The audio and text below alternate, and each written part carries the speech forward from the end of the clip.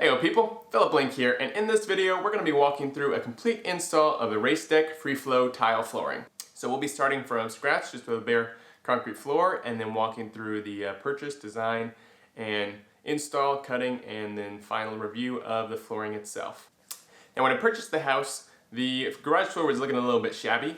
There were stains and marks and oil spills left over from the previous owners who had been here for about 10 years, and they had built it new. So I knew pretty quickly that, okay, a floor is something that I want to get, invest in either an epoxy coating or a RaceDeck or a Swisstrax layer to put on top. I ended up going here with RaceDeck, and I'll kind of walk you through how I came to that conclusion. But we're going to go ahead and get started with it now. So before laying anything down, I went through and blew out the garage and pressure washed everything, and now I've let it dry. So I want to do that just so that I have a completely clean base. You want to make sure there's no pebbles or rocks or anything underneath, because if any one of those tracks sits on it, you're going to have a little bit of bumps and you're not going to have smooth contact underneath. So then that will make it a little less stable of a floor and can give you an annoying wobble. So the floor now is all clean, spotless, and I got the tiles here ready to go. So I went ahead, my garage, I ordered 460 square foot of tiles. About 60 of them in black, and then the other 400 were in this alloy color. Now the way that the RaceDeck assembles is you have the female loops on two sides and the male stud on the other two sides. So these will only be able to be hooked in a certain way. So on the box they have the instructions on where you need to start, because if you put it down with your loops one way, you cannot stick the loops underneath the other half. You will always want to have your studs in the corner, your male, and that is from where you will start going and spreading with the female hooks in that direction. Now one other huge thing to note, the squares can go in any which way, and you just have to work away from the direction of your female loops. But if you have the garage floor edge, you can see here, they only have the female loops. So those have to be your starting point. So you will go through and put that perimeter on the edge of your garage if you're having that lip, and then from that point you will assemble out. So again, your female loop is only on this half and the one on the other, which will extend into the next little rail. So again, because of those loops, this is where I'll be starting on my edge. They come mostly assembled. Now, I'm just using my mountain bike knee pads. They don't have any work ones, and they are doing pretty good. So this is how you'll go through and set your door, and then all the rest of your tiles will work in that same direction with these guys.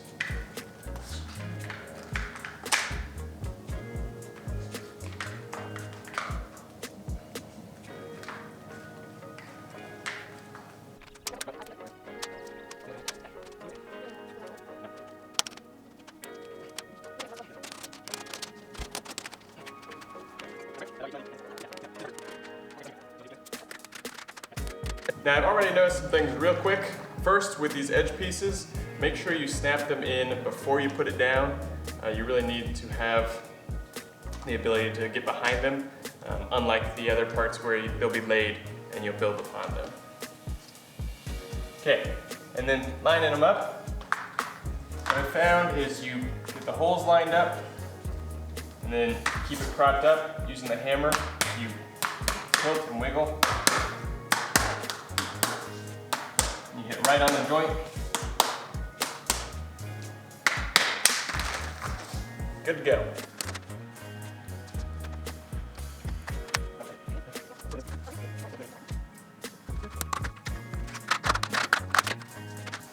So we got this first layer down. Again, you want to start in a corner and then go all the way along, just so you're getting your ideals right. So this is one of the spots I'm going to have to trim into my door.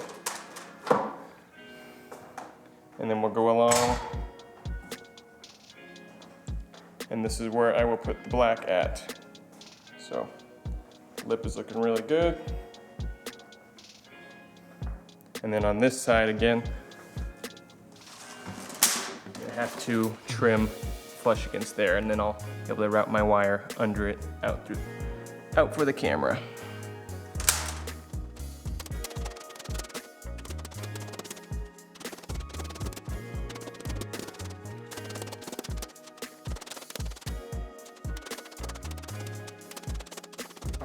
Quite a rhythm there.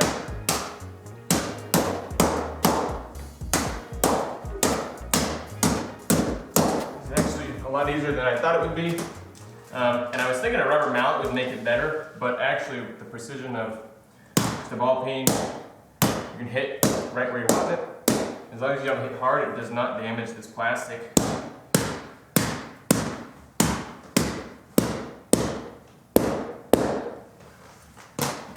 So the assembly time is not bad.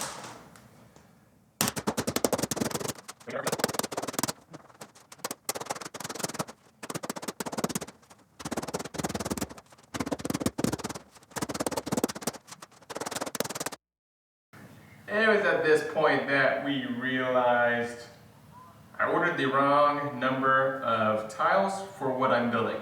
So originally I had ordered the black to go just around a single 1 foot square. So I ordered that amount of blacks, but I didn't realize that I've been building with one 2x2 square, which is 4 squares. Excuse me. And as I was building around, Sam goes, wait, there's no more boxes of black. So I'm like, oh goodness. So yeah, as you can see, I'm currently doing a 2 foot wide black. And this is going all the way around, and the number of blacks that I bought were for a 1 foot strip. So that style, like that. But I definitely like the 2 foot that we were doing more. So rather than taking this up, changing it out to the 1 foot that I have the right number of blacks for, we'll just leave the 2 foot strips and then order a second set of the black to go along the perimeter. So now we've gotten as far as we can without the black stripes. I'm gonna go ahead and order those, but until then, we got everything ready and we'll just be waiting on those to come in the mail. So while I'm waiting for my black strip to come in the mail, I went ahead and got 1, a haircut, and 2, I'm gonna do my cuts on my edges so when my black do come in, I can just lay them straight in and everything will be set up. So for all my cuts, I'll be using just an oscillating tool with just a normal wood bit. This is plastic, so it'll eat through that easy. And then just a miter saw. What I'm doing is I have my side measured, and then that's just where I'm setting it to. To be consistent, I have a clamp on the edge here, and that'll keep me going back to the same spot. Table saw would work really well for this as well, if all your edges are straight, but this will be just fine for everything I need.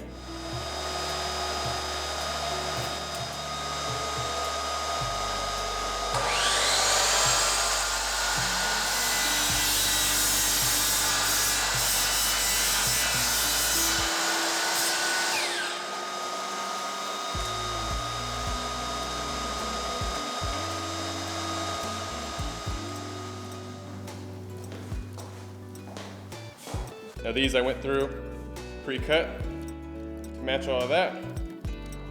And one thing with the Free-Flow, there are tiny little slits below. So I was able to run my security camera cable underneath. Now some real quick notes on cutting. I would not recommend double or triple stacking your tiles when you slice them. For my wall, I had some variations, so it was not perfectly straight. That means that if I did that, you'd have some that were about a 1/4 inch thick off. So I measured, cut, and every piece fit in perfectly. Other thing is, I don't recommend cutting on top of your pre-laid tiles. This shard from your plastic is very static. It's stuck to the wall, it's stuck all over the tool, and thankfully I'm on concrete here, but if it was on my tiles pre-laid out, it would fall down in there and then stick to the tile itself because it's very, again, just the staticness of it. So recommend keeping it off your concrete or cut it outside and then try and vacuum it all up as you go. Now when shipped, the squares do all come in these squares. So when you're doing cuts, you really have to get used to tearing them apart. Done it quite a bit now, but what you'll do is you crease just a slight. Again, you don't want to snap your rings on the back. and then you do a peeling motion like tearing a piece of paper. And that is the easiest way I've found to get these apart.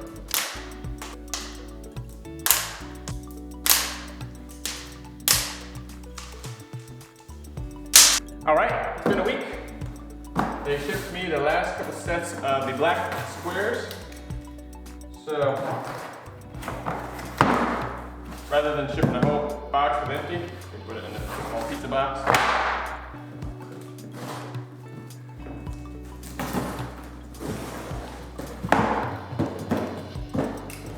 So now, click the floor.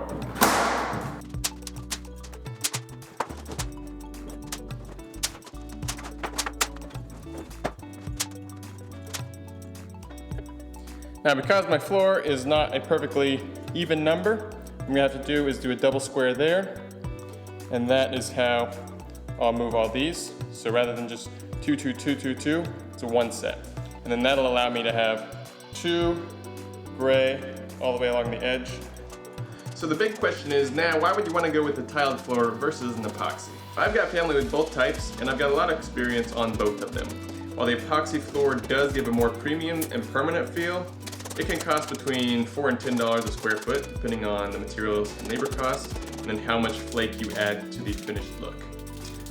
I also plan to stay at this house for 2 to 4 years, and epoxy flooring is something that you cannot take with you. So if I put that flooring down, it will be staying here, and I won't necessarily be able to get my money back out of it, as that's not something that'll intrinsically increase the value of your house a lot.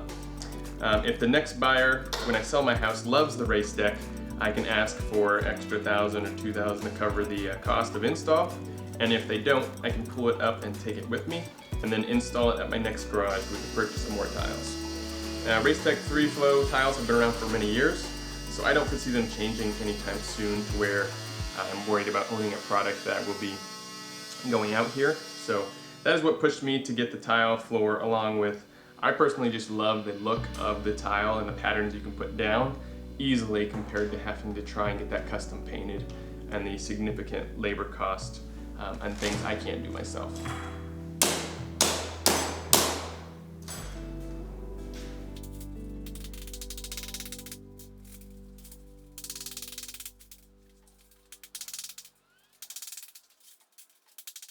Now the floor is complete, and I am incredibly happy with how it has all turned out.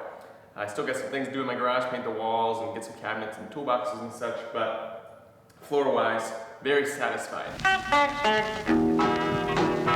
Have you ever met Miss Lindy? She's a gal with the bright red hair. Now she stands out from all the rest. You know her anywhere. Well, she's mine. Yeah, she's mine. Well, I love that little girl with the bright red hair. Well, Miss Lindy, my Miss Lindy. Well, I love that little girl with the bright red hair. Have you ever seen Miss Lindy? She likes to dance all day, and when she does rock and roll, it takes your breath away. Well, she's mine. Yeah, she's mine. Well, I love that little girl. She's so fine. Along the way, I've learned a few things to make it a little bit easier. One is use a pry bar. When you first lay down the floor, we had to do that front and side to kind of square it up. Just with that angle, the front was about ½ inch closer that way than the rear. So it was slightly pivoted. By using a crowbar from the early beginning, you can put it up against your base and then just pivot very slightly by giving you that leverage. The other thing is using a hammer to just tap to make sure your floor is perfectly square. Along with that, I would recommend probably using a rubber mallet. I used a flathead, just a standard nail hammer, and that worked really well. You could really focus on where you were hitting, but occasionally if you tap just the edge, you could mar some of the little ribs, but I had no problem with it. I can just imagine that a rubber mallet would work really well.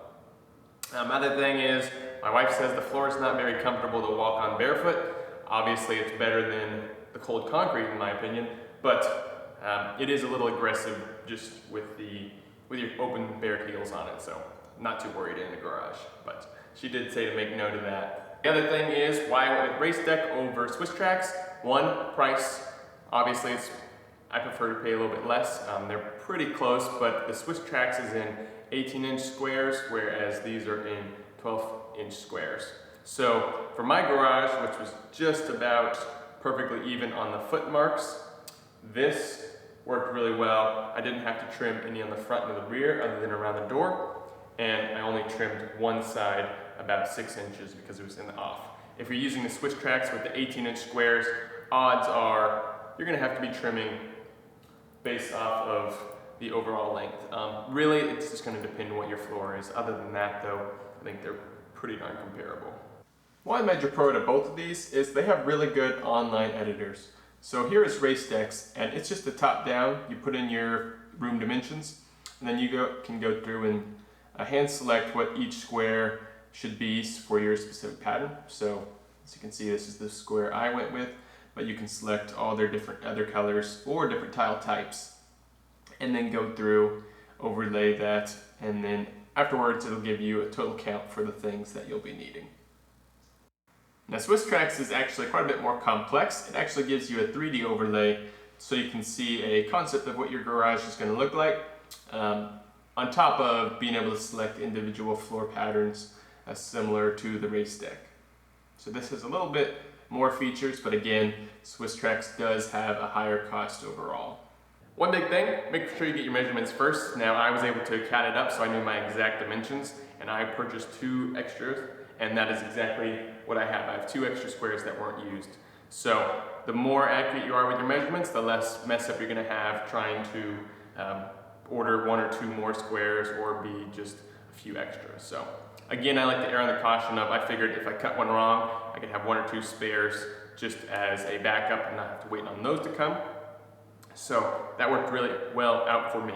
Now RaceDeck does have sales around the year, so they usually have a big good Black Friday sale, and then there's actually one going on, I think 18% off. I would definitely wait for those because it can take the cost per square foot from like say $3.79 to about $3 or sometimes even less.